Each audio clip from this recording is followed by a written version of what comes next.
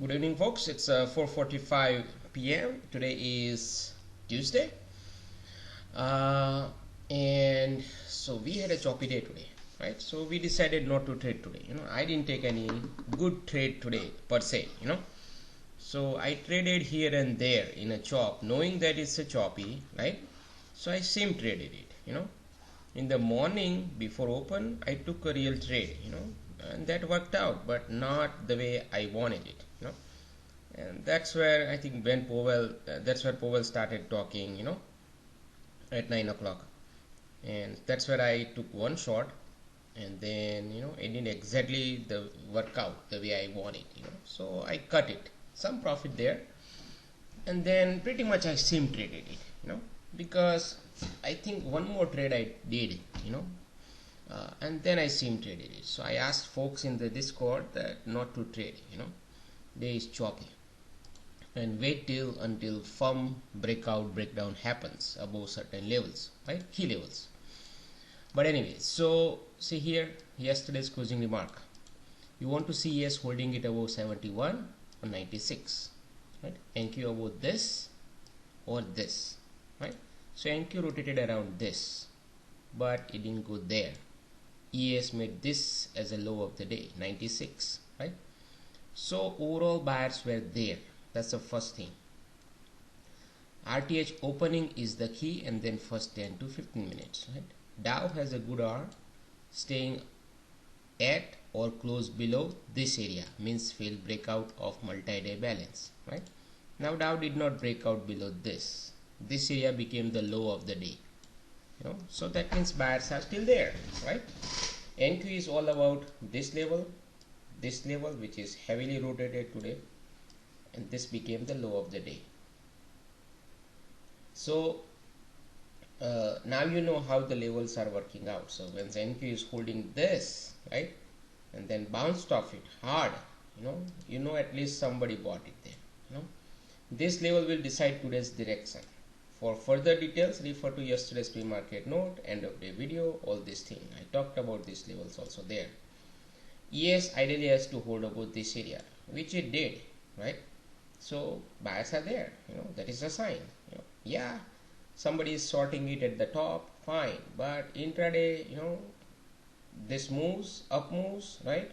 We can capture it, but depending on how price is coming there and all these things, and then we have to decide if it is choppy. I didn't take a long here, but I talked about it, how to take a long from here if somebody wants to take long.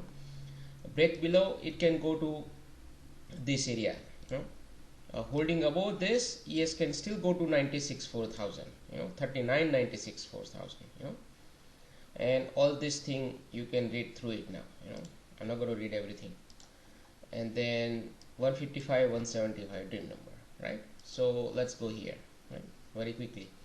So aggressive sellers area was this, 34, 37 was a preferred sellers area. You can see there was a response also here, nice one, right? This was a preferred buyers area, and I said good level, right? And look at this, damn thing held it also, right? So, but the way price came there, right, that was not a first test long here. You have to zoom into the lower time frame. That is what we discussed in this call. That 145 in NQ, that was my real time reading right here.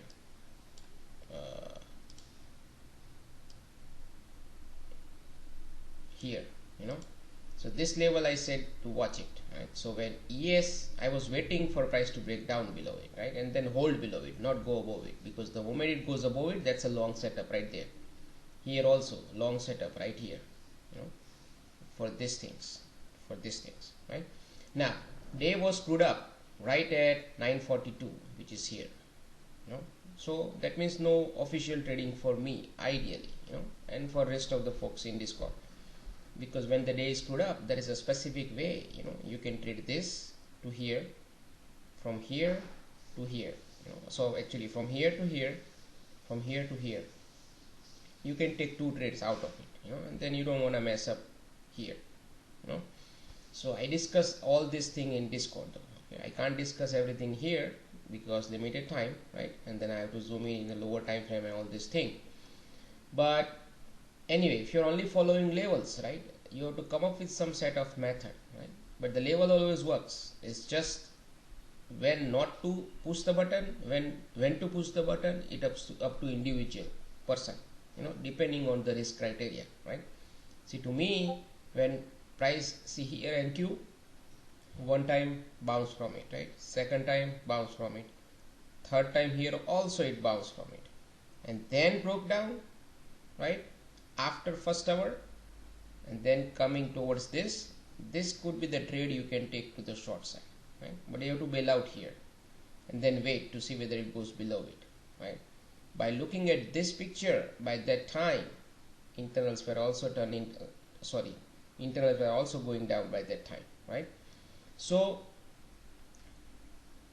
you can wait, because after this strong breakdown, right, you want to see price slice through it like a piece of cake from this area, and same thing here also, right? But because of this structural breakdown, right, you cannot go long first test here. Only way you can go long is you have to think about second idea. What if price bounce from this thick blue line? It's a good support, right? As you know, these are the very good support, and it's a preferred level also, this area. So see here, preferred buyers, right? So both had came at the same time at the preferred buyers area. So it could be a case for a long too, or it could be exit for the short, right? So now once it goes above it, again this, see, if these sellers were strong after strong breakdown, price should not have gone above 145. The moment you see this, that's a long setup, and bail out here right into this area again, right? This is the important area we discussed in the end of day video yesterday in the pre-market notes, today also, right? And you can see this area held it, right, until late afternoon or noon time. Then there is a breakout, right? And then you can see it clearly, it's holding this area one time, two time, and then there is a breakout, right? And then pullback. You can go long even here, but it's a choppy day. Most likely it will go here and pause, so that much you can get. Even you can go long here, because by the time it was like 354, most likely it will go here, because there is choppy, right? So it will not go and break out like hard before in the overnight. It may do that, but not in the RTH session. So that you can target it, because whoever bought it here, they are trying to take it run up to this area. Simple, yes, 34 here you cannot short it, but there is a way you can short it here. Once you know the day is screwed up, right? Remember I said you can short here, target this, right? So you can short right here. This is what we discuss in this code also. Right here, it's like a fail breakout. Why? Because day is screwed up. Screwed up day means fail breakout, fail breakdown. Like this. See here, same thing. You can see the exact same pattern here. See that?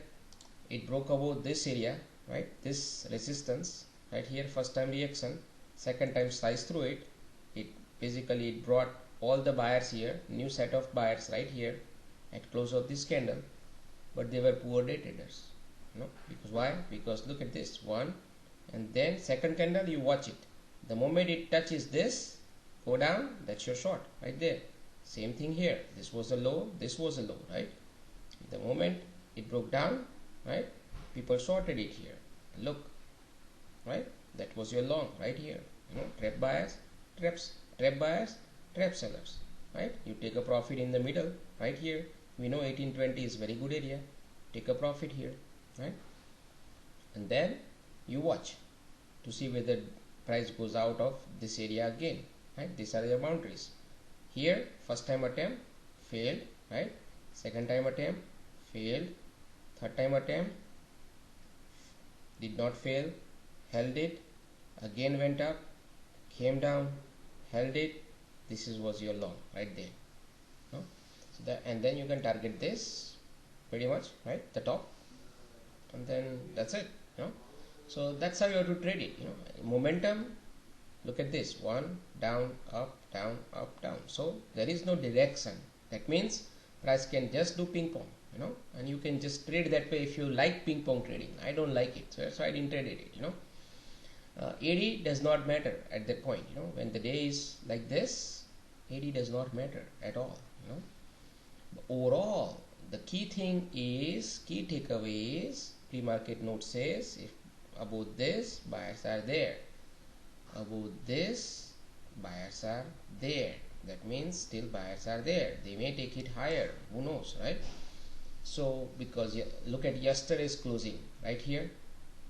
If sellers were so great, remember we discussed about all this thing either in Discord, I think, or end of the video. If these sellers were strong, right, then I also put it in a message 4 o'clock in the morning, then why the hell price is hesitating to go below this in the overnight? Why it's holding this? There is a reason for it, and you can see the reason now. See that? So if these sellers were strong, why the hell price went all the way up to this 40 area, halfway there, right? So still price can go down, because 50 is a sentiment area, this, right? So it has to go above this and even 60, to bring more buyers. Right now it's a ping pong game, it may still go down from here, so because NQ supposed to go here again today, at least this level, it did not, right? So NQ is a little bit weaker still. So in the overnight, if it goes there and then come back down like this, then it could be again sell off.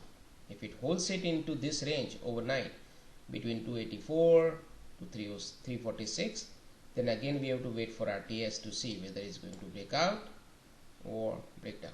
Okay, and that will be all for today. I'll see you tomorrow.